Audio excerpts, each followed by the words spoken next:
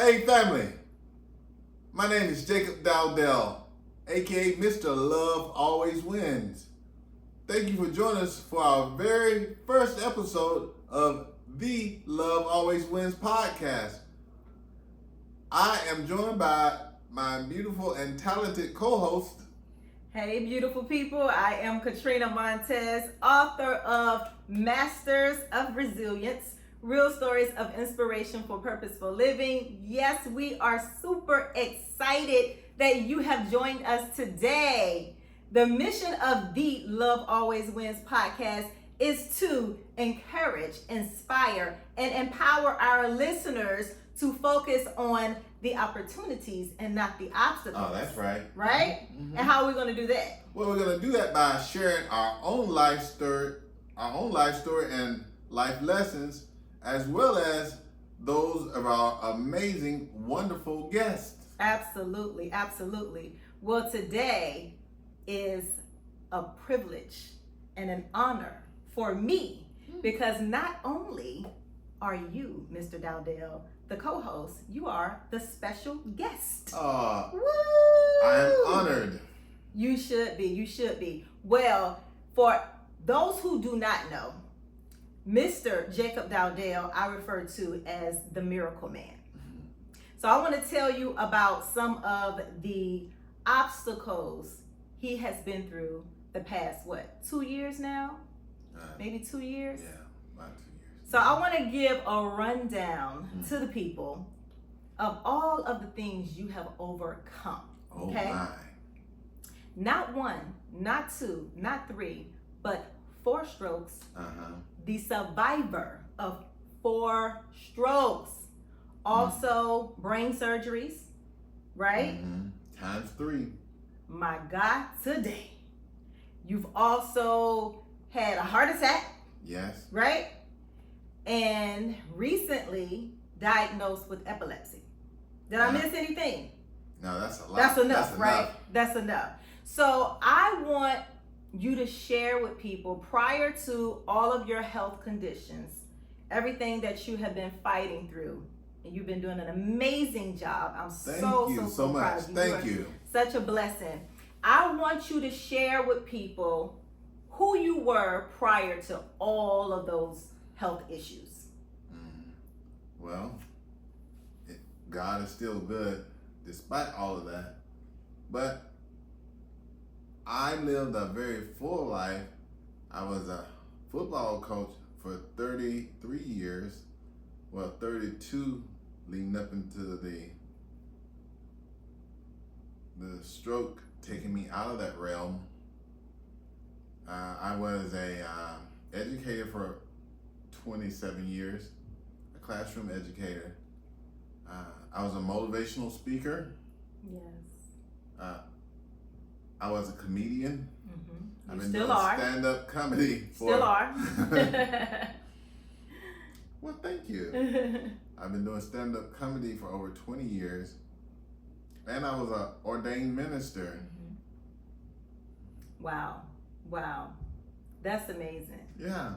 So speaking engagements all over the world. Speaking engagements all over the world. As an educator, you created a group of wonderful students who you refer to as what? The Dynamos. Once a Dynamo, always a Dynamo.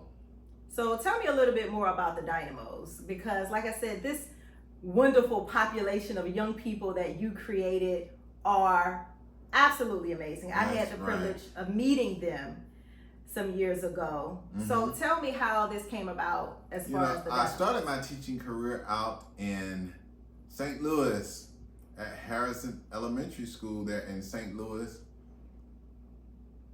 Harrison Elementary didn't have air conditioning,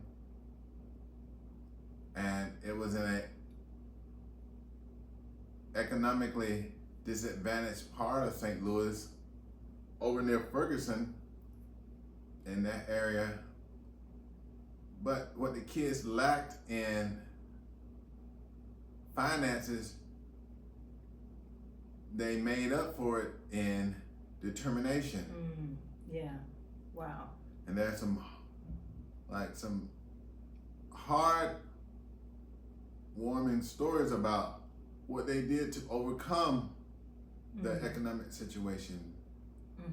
And I was in deep prayer about, God, how are we gonna help these kids do it? They got to have some dynamic intervention.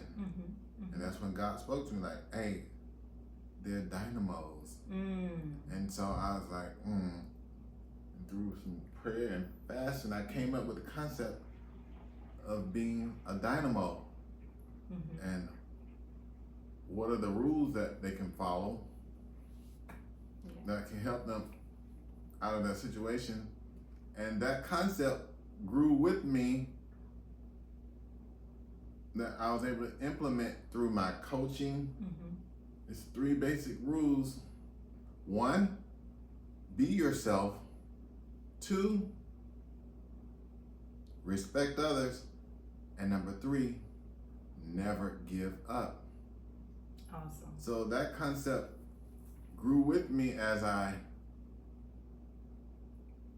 had different teaching jobs. So tell me some of the places. Jobs. Tell me some of the places you taught and you coached as well. So teacher for 27 years, coach for 33 years. Yeah. You have been all over the world pretty much. So tell me some of the places you coached as well as taught. Yeah, I taught in, like I said, the St. Louis School District. Then I got the opportunity to teach in Japan on base at Yokota Air Force Base. And that was from 2000 to 2006. And then from 2006, I had a chance to go down to Guam and teach and work on the beautiful island of Guam until I left there in 2024. But throughout that, I did workshops stateside, and then I taught for 1 year, 1 or 2 years in the Fairfax County School District. And if you know school districts, you know Fairfax. One of the best. It's one of the best. And I had a chance to coach. That's in Virginia, right? 2 up, 2 down. VA. 2 up, 2 down. Okay. That's awesome. I had a chance to coach there and won the district championship there. Wow. And, you know, that I walked into that situation. The love always wins. When I walked into that situation at Hayfield High School, the year prior, I think they had won 1 game. And I got there and I talked to Coach Pugh, and he was impressed with my ideas. And he said, how you think you can help? I said, hey, I will coach the linebackers. Defenses win championship, and linebackers lead defense, so I'll coach the linebackers. So why did you choose to coach the linebackers? Because they needed some belief in themselves, right? Okay. And so I got a bracelet like this one. I had it engraved with the phrase undefeated. And I remember my first meeting with the linebackers, and I told them, hey, we're going to be undefeated. Love always wins. We're going to be undefeated. And I never forget, one of the kids looked at me, he's like, do you know our record last year? Us? Undefeated? Right. And wow. That very same year, I was tough, right? I was tough as a coach. Because if you were going to quit, I wanted you to quit during practice and not during the game when we really needed you. Right. Wow. And when we went into the championship, the district championship that year versus Edison, they had like 5 D1 scholarship kids on their roster, and we were Hayfield, so you know, they're like, oh, we're gonna smash you. Wow. And I looked at the bracelet and I told the kids, I was like, hey, You affirmed that. Yes. That was an affirmation. And speaking of scholarships, you also started something called 671 Recruiting. Yeah, 671 Recruiting Yeah. on Guam. Mm-hmm. 671. And you sent a lot of kids to college. We were able to send a lot of kids off to college. And that was in large part because of my good friend, Chad E.K. See, I said his name right in everything. I've only been knowing the guy for 10 years, and I always used to mess up his name, but Chad, I got you today. I'm sure he's happy about that. Yeah, a great coach, and he's been instrumental in helping kids get scholarships off of Guam and get opportunities to further their education. And those who want to come back, better people. Awesome. Yeah. So educator, coach, just a powerful individual who did a lot wherever you went. Wherever you went, you were always a leader. You also started something in Guam called the Talented 10th, right? Yes, I started the Talented 10th in Guam. You know, I'm a proud member of Kappa Alpha Psi Fraternity Incorporated, right? Okay. All right. Ooh. Yeah. Yo, baby, yo. Right? So, there were not enough Greek organizations. One particular organization. So, then I started the Guam Greek Council. Okay. So you were busy. Very busy, right? So what was it that made you always want to just step up and start something, whether it's you in coaching, whether it's these organizations, you create jingles, you're creative. What drives you to do those things? Mama died. Yeah. Mama died. You know, my mom, I'm the smallest of all my brothers and sisters. And my mom would always tell me, if you're going to go somewhere, God placed you there, make a difference. Right? That's good. Make a difference. And my Grandma Sue,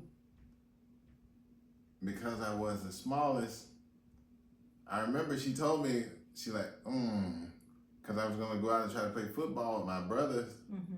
I mean, they were gigantic. And my grandma said, baby, you weren't built for that. But love always wins. And that's Remember what she that. used to say. Wow. Yeah. So you took that with you. I took all your that life, spirit everywhere you went. Absolutely. If God has put me here, then make a difference. Yeah. So I say that about my current situation now.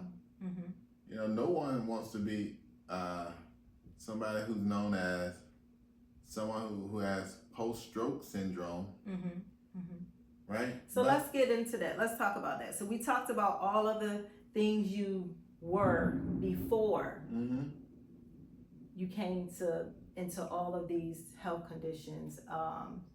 You were overcoming. Yeah. You're an overcomer. Hey, listen.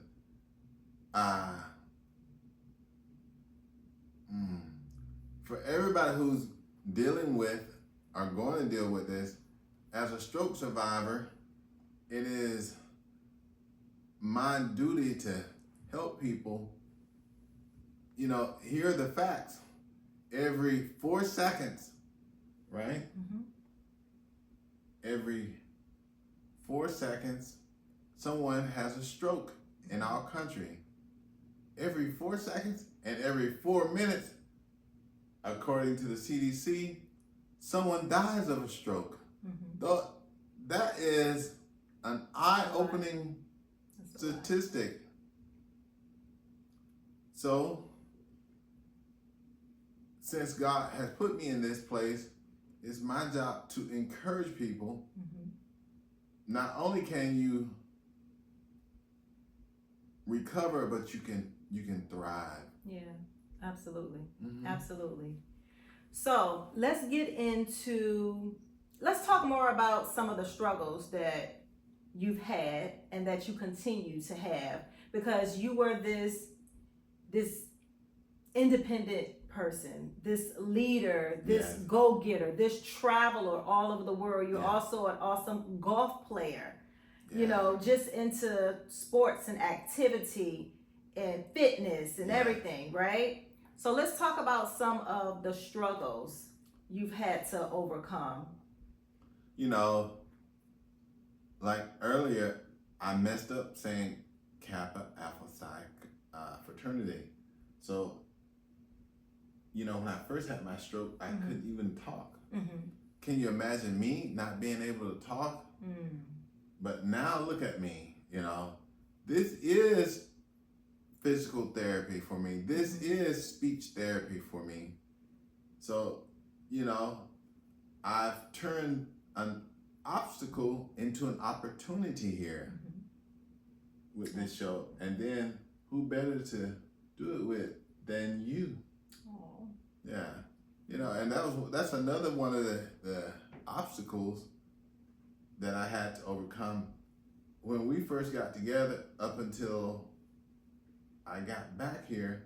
You never had to open a door. Mm-mm. You know, my mama raised me right? So yeah, you never opened a door when we were together, ever.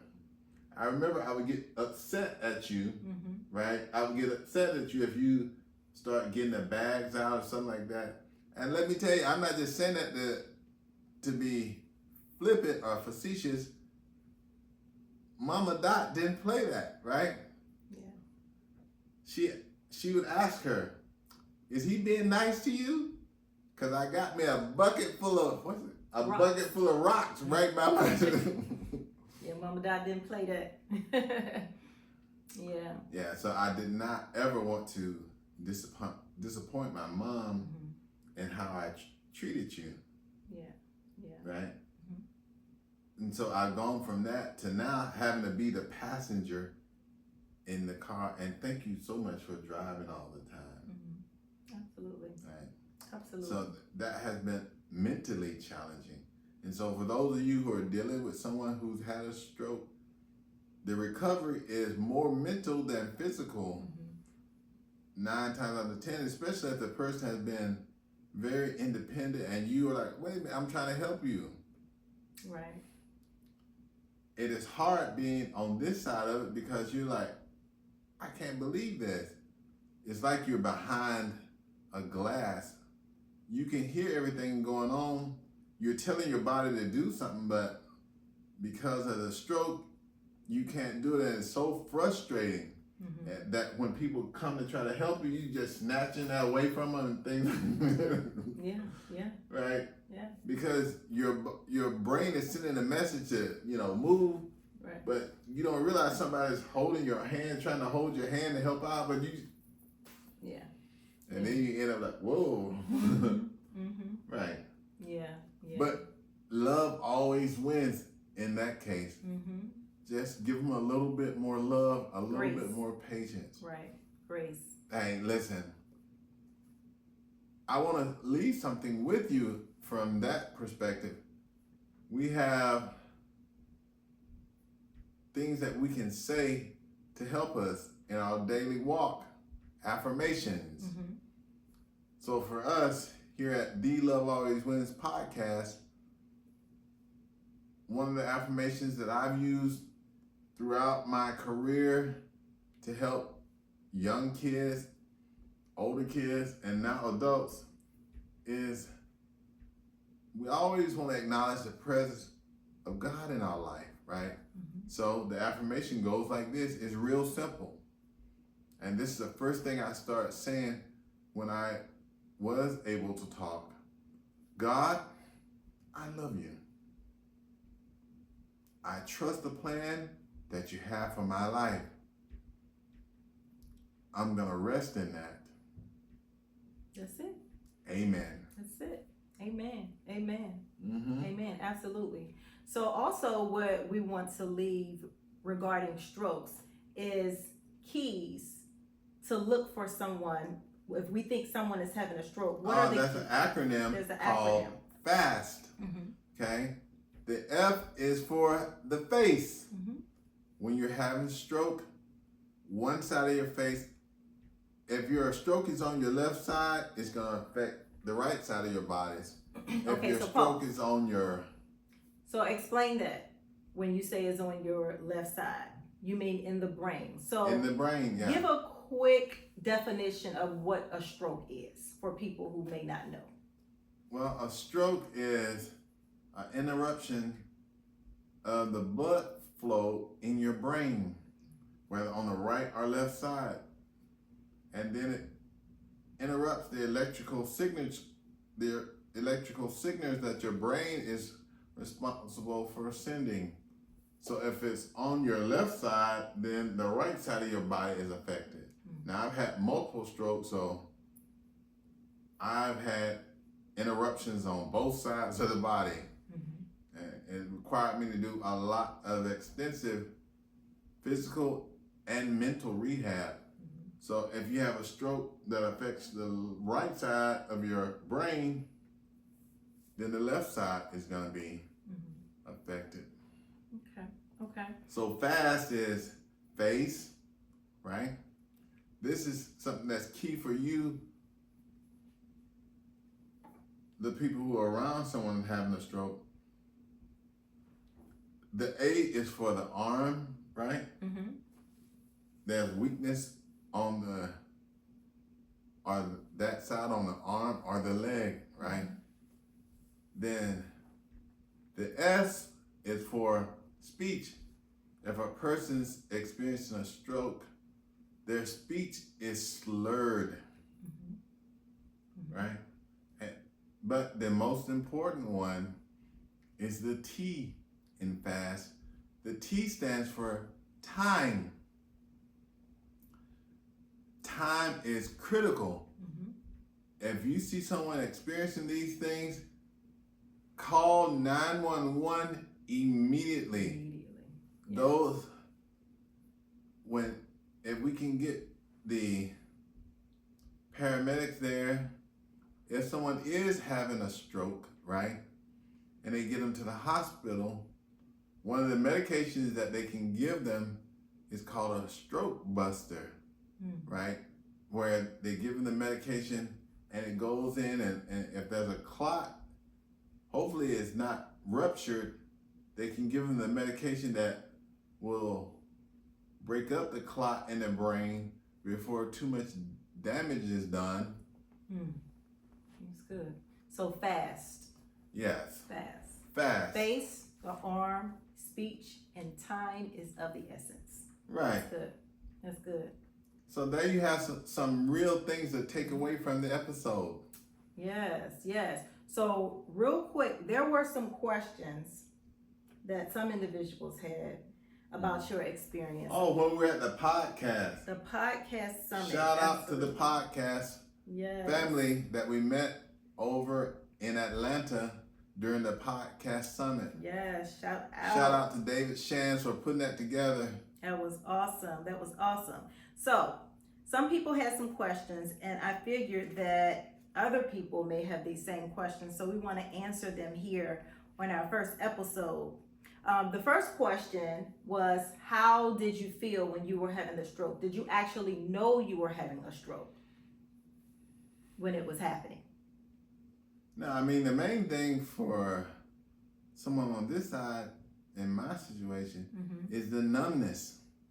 Like when your arm goes numb like that,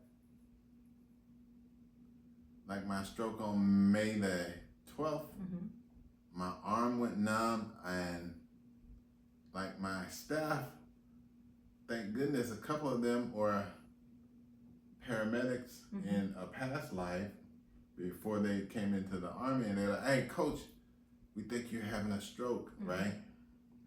And they got me to the ground, and, got medical attention super fast, right?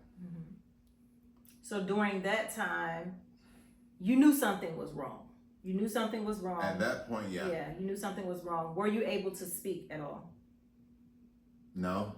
Okay. But you could hear everything that was going on. Yeah, I could hear everything that was going on in the ambulance. And, once I got to the hospital, that's when I was unconscious. Mm-hmm. But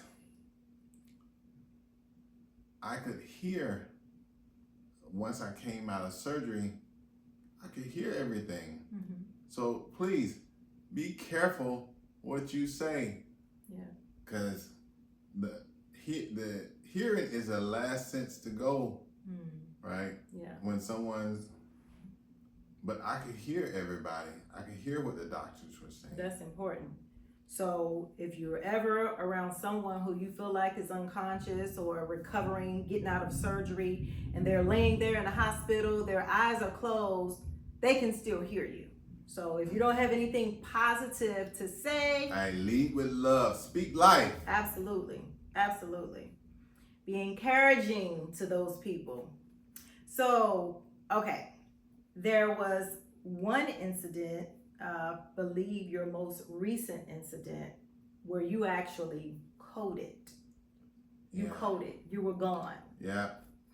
Headed to the upper room. Yeah.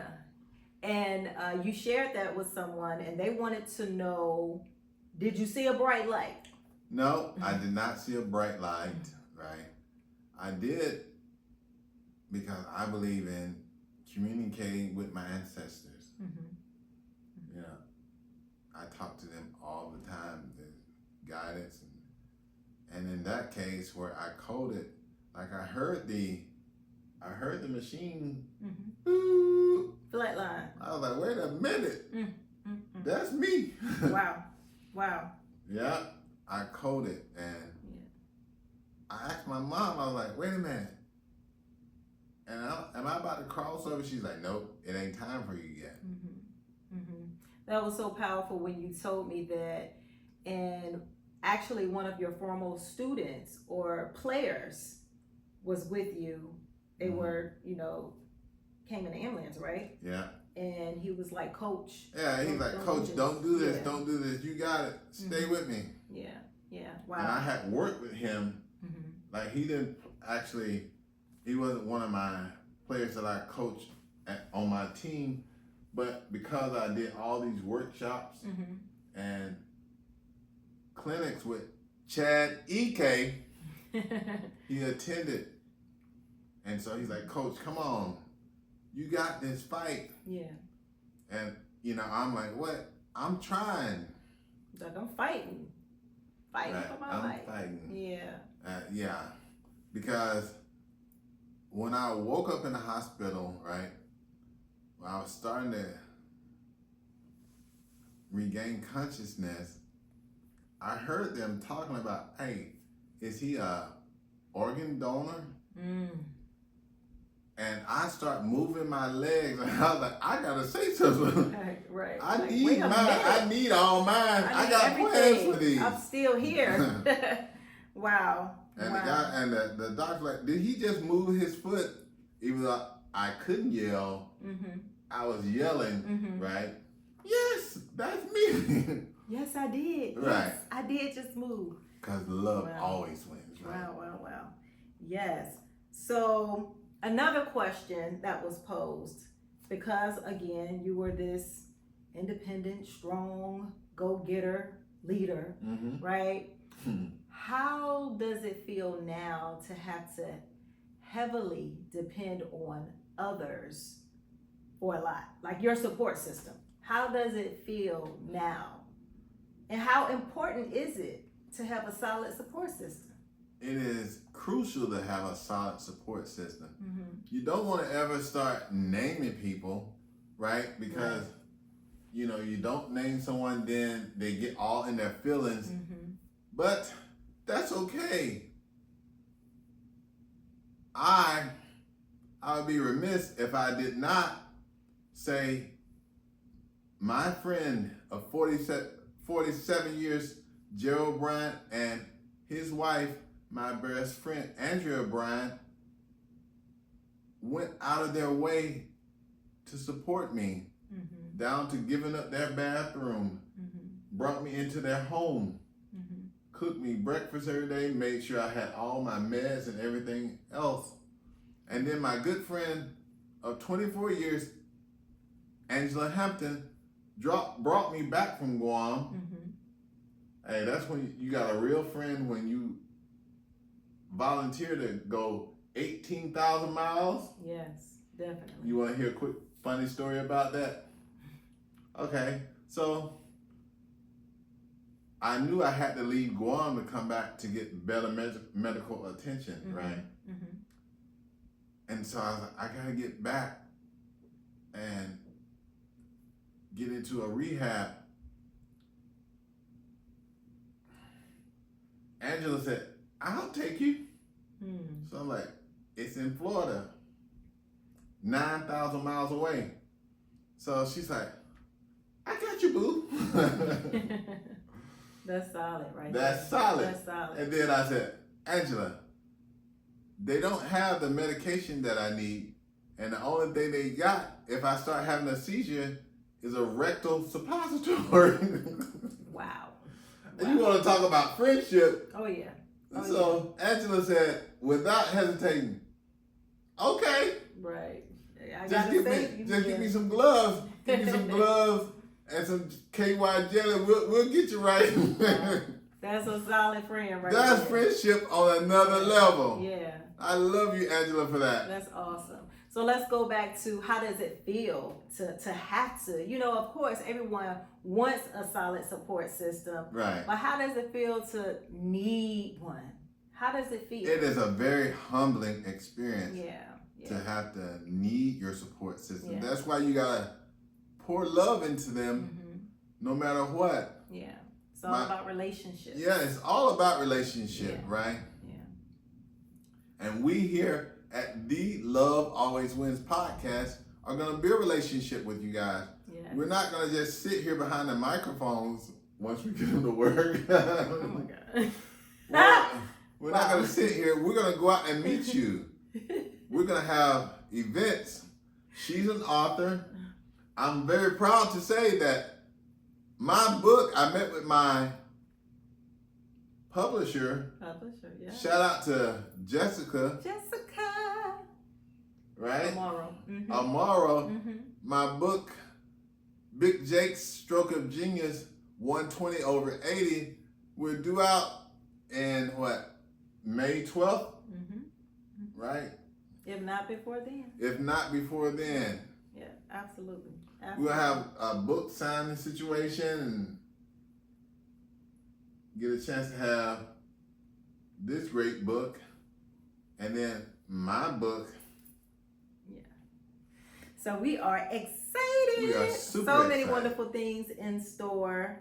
So I think we can wrap it up for this first episode, huh? Yeah. Yeah. So we want to share a couple of things with you. First, these beautiful Love Always Wins Love Circle shirts. We have many different colors of Love Always Wins shirts on moreencouragement.com. Are we going to put the We will link? put the link in the description where you can also like and share the Love Always Wins podcast. So that is moreencouragement.com. Like, We'll share, that. and subscribe. Yeah. Let's give a shout out to Black Girl Vitamins. We are trying to get us healthy from the inside out. Absolutely. So shout out to Black Girl Vitamins. When you use the code LAW is the acronym for Love Always Wins. Oh, we fancy. Yeah, we got our own. We fancy. So check out Black Girl Vitamins for all of your wellness needs, all of your Put your supplements. code They in, have 20% off. 20% off. Use the code LAW. And look, I need more because I've been using them. B12 probiotics. So sea moss. Yes, they have everything. So check them out.